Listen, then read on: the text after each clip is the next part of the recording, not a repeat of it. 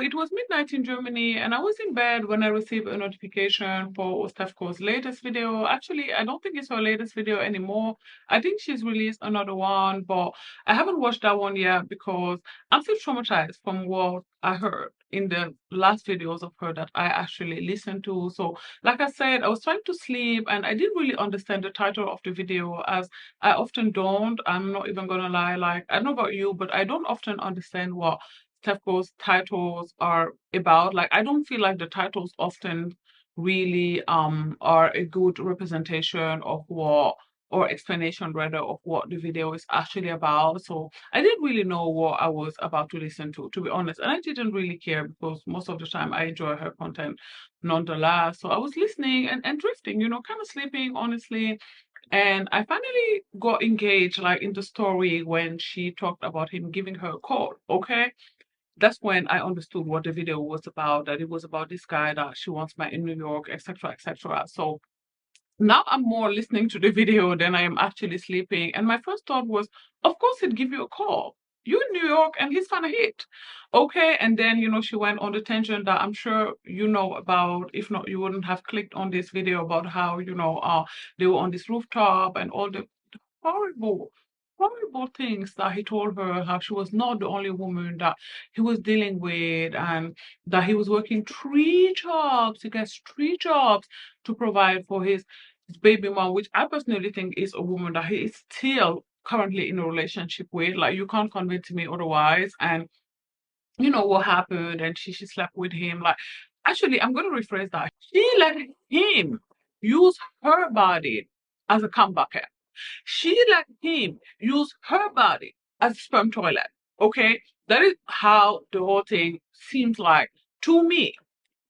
And, I know that low self-esteem is really something, especially when you experience colorism very early on in life. I myself also experienced, a lot of colorism early on in life, and that really, did for a long time play a role in me having low self-esteem. But at some point you have to heal, you have to do therapy, medication, something, anything, because this is not it. The things I've heard Stephanie say in this video literally made me cry. You guys, like, I was going to sleep at 12. I do most nights. And I was up until 3 in the morning and I was sobbing. I cried for her because it was just a lot. Her calling herself a darky from the South, and her telling us how dissociated she was from the whole thing. Like, the fact that, he bought her one rosé, so half of the bill. So after she spent all this money going to New York to visit him, I mean, to see the play, whatever, um, he still only also paid only half of the bill of when they were on the rooftop. So she had to pay the other half. She had to cover the other half, right? And the fact that she would come on the internet and tell this story, the KGB, the FBI couldn't get this information out of me. Okay, like, you couldn't waterboard this information out of me. There is no way in hell I would tell the world if I've done something like that. This is something I would take to the grave. Like, I've done a lot, far less embarrassing things, and even those things I would never share on Carol Rowland's internet. I'm taking them on the grave with me. And then she somehow explained why she was sharing the story by saying that it was equivalent to her not telling him that she was on YouTube. Like, baby, you not telling a guy that you do YouTube for a living doesn't give him the right to use your body as a comebacker.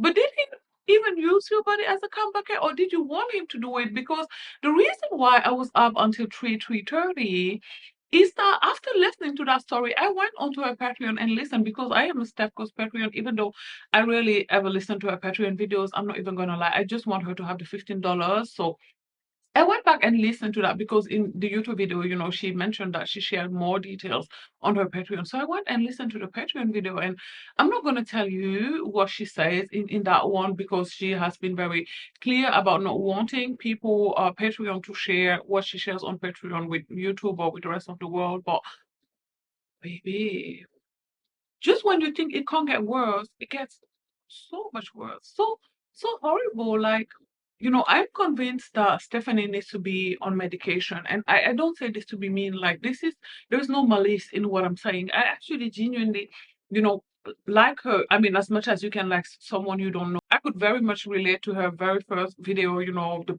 first viral one about pretty privilege. My younger child could very much identify with that. And, I've had a soft spot for her ever since, I guess, like most people who watch her. But watching her has been like watching, a gift that keeps on giving, but not in a positive sense, more like in a train wreck sense, because when she said, for example, that she always knew that there was low demand for someone like her.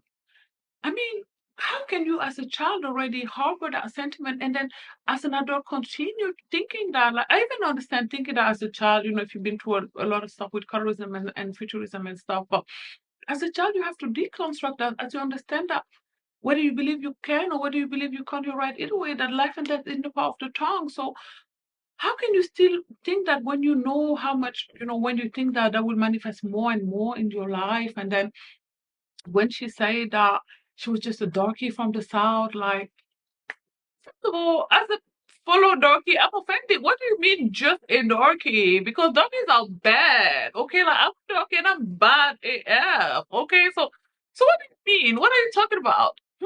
That was very suspect, Stephanie. Like, don't internalize that dark-skinned black women are ugly. And I'm not saying this for Stephanie because I know that she won't watch this. She has been very clear about not wanting to watch content that people make about her, even though she feels very, comfortable making content about everybody and their mama. But that's another video for another day, or not. Actually, probably not. Okay. This is probably going to be the last video I'm going to do about her because I don't know if I'm going to keep watching her. I don't know if I can. I don't know if I can stomach it. Like, I needed emotional support at 3:30 in the morning after watching that video. Like, no, ma'am. Okay, but if you are a dark-skinned black woman who watch Stephanie, please don't internalize that there is anything wrong with being dark-skinned. I said this before and I'll say it again. If I went into every Zara, every Mango, every H&M, and it was written that dark-skinned black women are ugly, I would still walk out of there knowing I'm the best in size bread. Okay? The baddest BITCH in the game.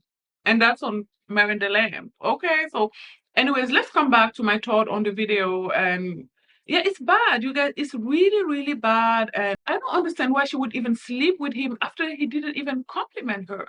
Like, he didn't even tell her she looked nice. He didn't even thank her for traveling all the way from Texas or Austin to New York. He didn't even invite her. She had to pay for half the bill. Like, I don't understand why she would then offer him her body, and understand that she also enjoyed it according to what she said, and he gave her a bath or whatever. But a lot of men out there can do that for you. Like, she always says how she always bump into terrible men, but that is because she keep giving a chance to terrible men. We all bump into terrible men. Like, I feel like Stephanie doesn't understand that women who are partnered with good men, it's not because they're partnered with good men now and today that they always bumped into good men. They also bump into terrible men, but they rejected those terrible men and kept rejecting and rejecting and rejecting until they bump into a good one. And you're going to say, yeah, but she doesn't have as much options. She's saying that most men are not interested in her. But I don't know about that, you guys. Like, in a lot of her stories, it seems like a lot of men are interested. Like, she shared a lot of stories about a lot of men being interested in her,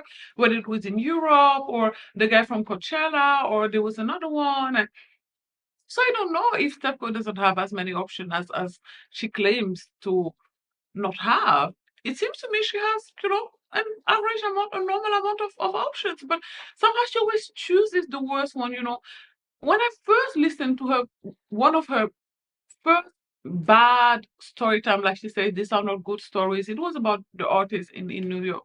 Was it in New York City? No, it wasn't, but it was about the artist guy, right? You guys remember that one, probably, even though I believe the video is down. And I didn't comment on that one. That was a lot of people were in the comments already, giving her backlash. That's when she started responding and saying she don't like that we are in her comments telling her how to live her life and we don't understand her and patati patata and blah, blah, blah, blah, blah, blah. But initially, I was like, okay, this is really bad. But it happens. It's bad.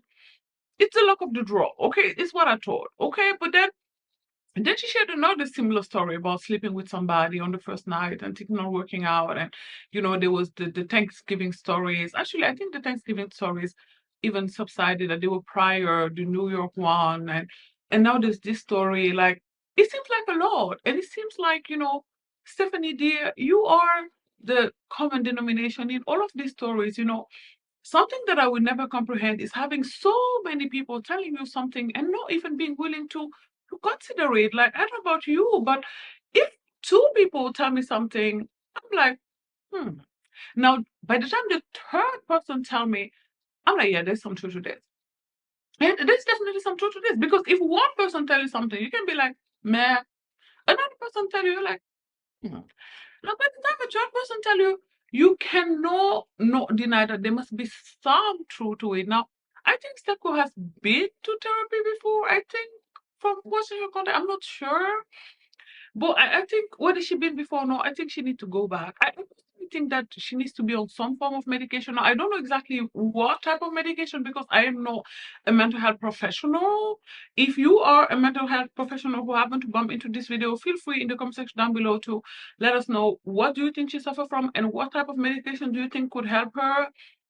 And I think that her parents need to intervene. Like, she seems to have active parents, like an active father. She talks about her father a lot in her life, and I think they need to be worried about her. I think that a lot of isolation is going on, and we know that loneliness is terrible for your mental health. We know she lost her friends, due to her sharing the Las Vegas story time on Patreon, and all that debacle. If you are somebody who follows Stephco's content, you know what I'm talking about. So it seems like, she's spending a lot of time now with Samantha and the other dog, I don't know his name, just drinking vino. Too much vino, by the way, too much mimosa, way too much with medication. Which brings me to another thought that I had is, why would you exchange germ with somebody who is coughing and sneezing? Like, we have an antivirus around. Like, I like to call it Corona too. Like, what if that is what he was suffering from? I mean, at the end of the day, she says that he worked in a hotel or something, and a lot of people come in and out. What if someone who was on the boat, the antivirus boat, now came into the hotel and gave him? I know this is far-fetched, you guys, but I'm just saying, what if he had something serious? So you see, this man is he's coughing and he's sneezing, and you would exchange saliva with him. Like, why would you do that? Like, and this is why Stepco will never beat the self-love allegation, like the not loving herself allegation, because no one who loves herself would do that. Like, why would you prioritize your own health? Like, this is crazy. The whole entire situation was very, very sad. Why would you even ride back and forth for 2 years? 24 months with a guy you've seen once? With someone you've let hit once? This is limerence, you guys. Like, she need to watch the Childhood Fairy. I think that's the name of her channel. Her channel is centered around childhood trauma and limerence and stuff. And there's so much to say here, you guys, because there's so much going on. Like, but the whole thing was just, it was excruciating. It was hard to listen to. It's clear he hates her. It's clear he's still in a relationship with that woman because, I mean, men provide for women they're no longer with, but working 3 jobs to provide for a woman you're no longer with, that's a stretch. That's far-fetched. I don't believe in that. Like, she said they were in a open relationship, but I wonder whether she knows it's open. This is what I always wonder about when I'm swiping on Tinder and men say that, claim that they're in open relationship. I always wonder if the women that they're in the relationship with know that the relationship is open. And I definitely wondered here, whether she knows about it. I'm not sure. I'm not sure she knows the relationship is open. Maybe it was just plain out cheating, I don't know, you guys, but it was a lot. It was a lot to listen to. I felt very sad for Stephanie, very sad for her. This is heartbreaking, excruciating, heartbreaking. I don't know what to say, you guys. I'm lost for thoughts. But if you have low self-esteem, please address it. This is what I will say in closing of this video. As somebody who used to have low self-esteem, now it was never this low. It was never this low. Okay, but as somebody who used to have low self-esteem, I can tell you low self-esteem will ruin your life. And there are signs, and it's a language, and we are seeing it here, you guys. Like, I mean, this loop of the same thing happening over and over again with just different men, but same story, more or less, meeting these people, sleeping with them on the first night, contacting them over and over again after they stated they don't want, anything else. I mean, at the end of the day, they got what they wanted, right? I mean, you let them hit on the first night, what else would they want, right? Men court women because they want access to their bodies. If it's a hate to you and you give him access to your body, then what else does he have to, chase you for or court you for, rather? Sorry, but yeah, this is a lot. It was a lot. Oh, I just can't. You guys, I don't know what to say. If you seen the video, obviously you did, otherwise you wouldn't have clicked on this. Please let me know in the comment section down below what was your thoughts, and again, if you're mental health professionals, please let us know what you think Stephanie is suffering from and which type of medication could help her, so that maybe hopefully she can at least read the comment and try. I don't know, you guys. I don't know. I'm gonna go. Thanks for watching and bye.